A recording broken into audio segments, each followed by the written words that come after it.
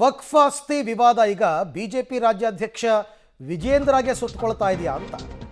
ವಕ್ಫ್ ಆಸ್ತಿ ಬಗ್ಗೆ ಸುಮ್ಮನಿರೋದಕ್ಕೆ 150 ಕೋಟಿ ಆಮಿಷ ಕೊಟ್ಟಿದ್ದಂತಹ ಆರೋಪ. ಬಿಜೆಪಿ ಸರ್ಕಾರದಲ್ಲಿ ಅಲ್ಪಸಂಖ್ಯಾತ ಆಯೋಗದ ಅಧ್ಯಕ್ಷರಾದ ಅನ್ವರ್ ಮಾಣಿಪ್ಪಾಡಿಗೆ ಈ ಆಮಿಷ ಕೊಟ್ಟಿದ್ದರಂತೆ.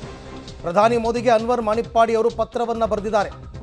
ಬಿಜೆಪಿ ರಾಜ್ಯಾಧ್ಯಕ್ಷ ವಿಜೇಂದ್ರ ಅವರು 150 ಕೋಟಿ ಹಣದ ಆಮಿಷವನ್ನು ಕೊಟ್ಟಿದ್ದರು. ಈ ಬಗ್ಗೆ ಸಿಬಿಐ ತನಿಖೆ ನಡೆಸಬೇಕು ಅಂತ ಸಿಎಂ ಆಗ್ರಹಿಸಿದ್ದಾರೆ. ವಕ್ಫ್ ಆಸ್ತಿ ವಿಚಾರದಲ್ಲಿ ವಿಜೇಂದ್ರ ಅವರ ಆಸಕ್ತಿಯನ್ನು ನೋಡಿದ್ರೆ ಬಿಎಸ್ವೈ ಕುಟುಂಬಕ್ಕೆ ಆಸ್ತಿ ಕಬಳಿಕೆಯಲ್ಲಿ ಶಾಮೀಲಾಗಿರುವಂತೆ ಕಾಣ್ತಾ ಇದೆ.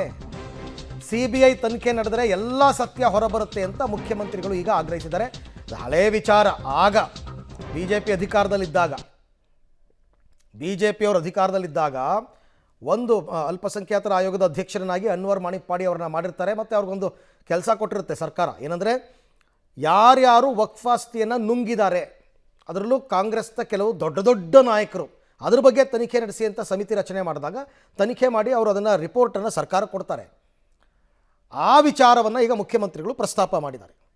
ಈ ಬಗ್ಗೆ ಮತ್ತಷ್ಟು ಮಾಹಿತಿ ನನ್ನ ಕೊಲೀಗ್ ರವೀಶ್ ಅವರಿಂದ ಪಡ್ಕೊಂಡ. ರವೀಶ್, ಈಗ ಈ ವಿಚಾರವನ್ನು ಮುಖ್ಯಮಂತ್ರಿಗಳು ಪ್ರಸ್ತಾಪ ಮಾಡೋದಕ್ಕೆ ಏನು ಕಾರಣ ಅಂತ? ಅರವಿಂದ್, ಇದು ನಿನ್ನೆಯಿಂದ ಸಾಕಷ್ಟು ಸದ್ದು ಮಾಡ್ತಾ ಇದ್ದಾರೆ ರಾಜಕೀಯವಾಗಿ. ನಿನ್ನೆ ವಕ್ಫ್ದು ಒಂದು ವಿಧಾನಸಭೆಯಲ್ಲಿ ಚರ್ಚೆ ನಡೀತಾ ಇತ್ತು. ಈ ಚರ್ಚೆಯ ಸಂದರ್ಭದಲ್ಲಿ ಕಾಂಗ್ರೆಸ್ನ ನಾಯಕರು ಜೊತೆಗೆ ಸಚಿವರಾಗಿರ್ತಕ್ಕಂಥ ಪ್ರಿಯಾಂಕಾ ಖರ್ಗೆಯು ಕೂಡ ಒಂದು ಆರೋಪವನ್ನ ಮಾಡಿದ್ರು. ಅಂದ್ರೆ ಎಲ್ಲೋ ಒಂದ್ ಕಡೆ ಅನ್ವರ್ ಮಾಣಿಪ್ಪಾಡಿ ಅವರು ಆ ಒಂದು 135 ಕೋಟಿಯನ್ನ ವಿಜೇಂದ್ರ ಅವರಿಗೆ ಆಮಿಷವನ್ನ ಒಡ್ಡಿದ್ರು. ಅನ್ವರ್ ಮಾಣಿಪ್ಪಾಡಿ ಅವರಿಗೆ ಅವ್ರ ಮನೆಗೆ ಕರ್ಕೊಂಡು ಅನ್ನೋ ಮಾತುಗಳನ್ನ ಪ್ರಿಯಾಂಕಾ ಖರ್ಗೆ ಹೇಳಿದ್ರು. ಅಂದ್ರೆ ಮಾಧ್ಯಮ ಅಥವಾ ಮತ್ತೆ ಡಿಜಿಟಲ್ ಮಾಧ್ಯಮ ಒಂದಕ್ಕೆ ಒಂದು ಅನ್ವರ್ ಮಾಣಿಪ್ಪಾಡಿ ಅವರು ಹೇಳಿಕೆಯನ್ನ ಕೊಡ್ತಾರೆ. ಈ ಸಂದರ್ಭದಲ್ಲಿ ವಿಜೇಂದ್ರ ಗನ್ಮೆನ್ ಅನ್ನ ಕರೆದುಕೊಂಡು ಬಂದು ನನ್ನ ಮನೆಗೆ ಆ ಒಂದು ವರದಿಯನ್ನ ಮಂಡಿಸಬೇಡಿ, ಯಾವುದೇ ಕಾರಣಕ್ಕೂ ಕೂಡ ಅದನ್ನ ಹೊರಗಡೆ ತರಬೇಡಿ ಅಂತ ಹೇಳಿ ಆ ಒಂದು ಆಮಿಷವನ್ನ ಒಡ್ಡಿದ್ರು ಅಂತ ಅನ್ವರ್ ಮಾಣಿಪ್ಪಾಡಿ ಹೇಳ್ತಾ ಇದ್ದಾರೆ. ಇದ್ರ ಬಗ್ಗೆ ನೀವು ಉತ್ತರ ಕೊಡಿ ಅಂತ ಹೇಳಿದ್ರು. ಹಾಗಾಗಿ ಅದರ ಮುಂದುವರಿದ ಭಾಗವಾಗಿ ಇವತ್ತು ಮುಖ್ಯಮಂತ್ರಿ ಸಿದ್ದರಾಮಯ್ಯ ಅವರು ಕೂಡ ಅದೇ ಪ್ರಶ್ನೆಯನ್ನ ಮಾಡ್ತಾ ಇದ್ದಾರೆ. ಅಂದ್ರೆ 150 ಕೋಟಿ ಆಮಿಷವನ್ನ ವಿಜೇಂದ್ರ ಏತಕ್ಕಾಗಿ ಒಡ್ಡಿದ್ರು, ಇದ್ರ ಬಗ್ಗೆ ತನಿಖೆ ಆಗ್ಬೇಕು ಅಂತ ಈ ಹಿಂದೆ ಪ್ರಧಾನಿಯವರಿಗೂ ಕೂಡ ಪತ್ರ ಬರೆದಿದ್ದೆ ಅಂತ ಮಾಧ್ಯಮಕ್ಕೆ ಅನ್ವರ್ ಮಾಣಿಪ್ಪಾಡಿ ಅವರು ಹೇಳಿದ್ದಾರೆ. ಹಾಗಾಗಿ ಇದ್ರ ಬಗ್ಗೆ ತನಿಖೆ ಆಗ್ಲಿ, ಪ್ರಧಾನಿಯವರು ಇದನ್ನ ತನಿಖೆಗೆ ಒಳಪಡಿಸಬೇಕು ಅಂತ ಕೂಡ ಆಗ್ರಹಿಸಿರ್ತಕ್ಕಂಥದ್ದು.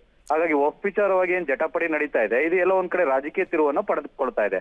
ಹಾಗಾಗಿ ವಿಜೇಂದ್ರ ಅವರು ಅನ್ವರ್ ಮಾಣಿಪ್ಪಾಡಿ ವರದಿಯನ್ನ ತಡೆದಿದ್ದರ, ನಿಜಕ್ಕೂ ಕೂಡ ತಡೆದಿದ್ದಾರಾ? ಹಾಗಾಗಿ ಆ ಒಂದು ವರದಿಯನ್ನ ತಡೆಯೋದಕ್ಕೆ ವಿಜೇಂದ್ರ ಕಾರಣ ಏನು, ಅದಕ್ಕೆ ಆಮಿಷ ಒಡ್ಡಿರ್ತಕ್ಕಂಥದ್ದು ಯಾವ ವಿಚಾರವಾಗಿ ಆ ಒಂದು ಆರೋಪವನ್ನ ಮಾಡ್ತಾ ಇದ್ದಾರೆ, ಎಲ್ಲವೂ ಕೂಡ ಗೊತ್ತಾಗ್ಬೇಕಾಗತ್ತೆ. ಇಲ್ಲಿ ತನಕವೂ ಕೂಡ ವಿಜೇಂದ್ರ ಅವರು ಯಾವುದೇ ರೀತಿಯ ರಿಯಾಕ್ಟ್ ಮಾಡಿಲ್ಲ.